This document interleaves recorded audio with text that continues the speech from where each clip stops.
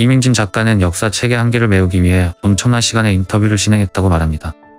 하지만 이는 자칫 객관적 자료에 의한 기술이 아닌 감정에 휩쓸린 주관적 기술에 불과하다고 여겨질 수 있는데, 이와 관련한 이민진 작가의 인터뷰 내용이 있어서 소개합니다. When you were there speaking with the Japanese Koreans, some of them may not have spoken Korean if they were there for generations. Did you learn Japanese before you went there? What did you conduct your interviews in? No, that's an excellent question. Your name is? Phil.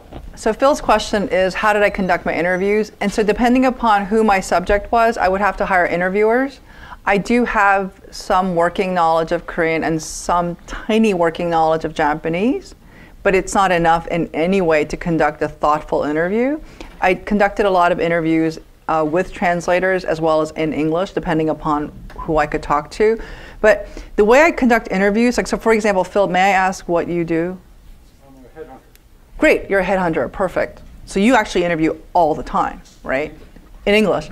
So if I had to have a headhunter in my book, and for those of you who don't know what headhunting is, it's people who help other people find jobs.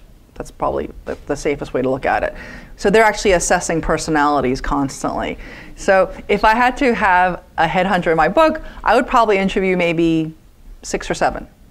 So like, let's say I have Phil. I would talk to you, we would have lunch, and then for about 3 hours or so, I would ask you a lot of questions. I would probably use about 2% of what we talk about.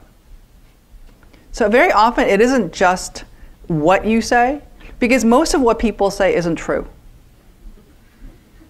Right?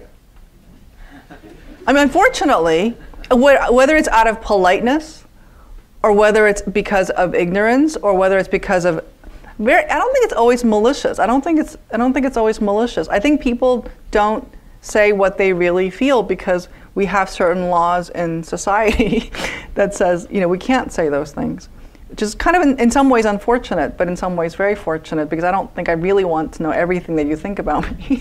It may not be good. So I really need to spend time with a person. So part of my interview isn't what's actually what I write down, and also I never record anything on a tape recorder because it makes a person freeze. Mm-hmm. So I use, again, like a half-used legal pad. I scroll a couple of things down, but mostly I'm looking at, oh, does he nod when I say this? Or does he touch his hair? Or why does he fiddle with his glasses when I ask a troubling question? Like, I'm looking for your tells. That's kind of what I do, because a tell of a headhunter may be different than a tell of a person who's looking for a job. So I'm really studying that. And then I might spend time at your office to see, what do other headhunters think about Phil? Why is he considered a leader in his job? Why? Does that make sense?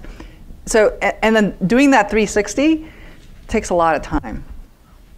But it does give me a lot of confidence, though, when I write about that subject, which is nice, because I'm not a very confident person about different kinds of work. 이민진 작가는 자이니치 분들이 아무리 역사의 피해자일지라도 그들의 말을 고지고대로 다 믿을 수는 없다는 걸 이미 알고 계셨습니다. 그렇기에 최대한으로 시간을 투자하여 인터뷰를 진행하고 검증 작업을 거치셨던 걸로 보입니다. 그 결과로 인해 책을 구상하고 구상한 그 책이 실제로 출판되기까지는 20년이 넘는 세월이 필요했던 것으로 보입니다. 또한 일본에서 위축되어 살아오시면서 쉽게 마음속 이야기를 꺼내지 않게 되어버린 분들의 진솔한 이야기를 끄집어내기 위해 녹음기를 사용하지 않았다고 하셨는데, 실제로 인터뷰를 하는 사람이 녹음기 같은 것을 보게 되면 위축되거나 멈칫하는 행동이 나타난다고 합니다. 어떻게 보면 어느 것 하나 놓치지 않고 최대한 부족한 부분을 채워나가기 위해 오랜 기간 공들인 소설 파친코의 성공은 당연한 것이었는지도 모르겠습니다.